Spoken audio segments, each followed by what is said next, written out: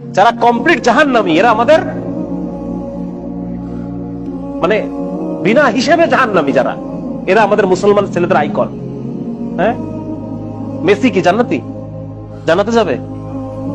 Messi যদি এখন এই অবস্থায় মারা যায়, তাহলে ও কিভাবে আমার আইকন হয়? আমি ওর নামের লেখা টি শার্ট পরে কিভাবে ঘুরি? তার প্রতি আমার ভালোবাসা কিভাবে জন্মায়? কিভাবে জন্মায়? আমি তো মুসলমানের সন্তান। আমার আইডল হওয়ার কথা ছিল মুহাম্মদ রাসূলুল্লাহ সাল্লাল্লাহু আলাইহি ওয়াসাল্লাম। আমার আইডল হওয়ার কথা ছিল আবু বকর, ওমর, খালিদ ইবনে ওয়ালিদ, মুহাম্মদ বিন কাসিম, হ্যাঁ, মাহমুদ গজনবী, এরা আমাদের আইডল হওয়ার কথা ছিল। আজকে আমাদের আইডল কারা? যারা বিনা হিসেবে জাহান্নামী। আমি কি মুসলমানের সন্তান না? আমি পড়ি নাই কালেমা লা ইলাহা ইল্লাল্লাহ মুহাম্মাদুর রাসূলুল্লাহ? তাহলে এই ধরনের যারা আল্লাহকে অস্বীকার করে, যারা শিরকে নিমজ্জিত, কুফরে নিমজ্জিত, সিনার মধ্যে নিমজ্জিত, এই মানুষগুলো কিভাবে আমার আইকন হয়?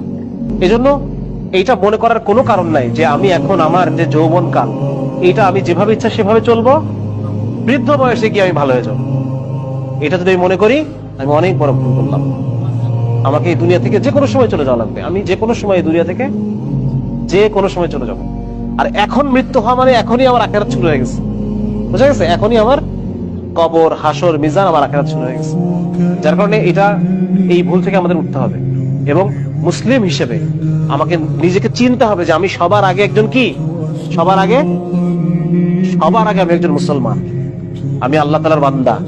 আর বান্দা মানে আমাকে আল্লাহ তাআলার প্রত্যেকটা হুকুম ফুলফিল করতে হবে, আল্লাহর আদেশগুলো আমার মানতে হবে।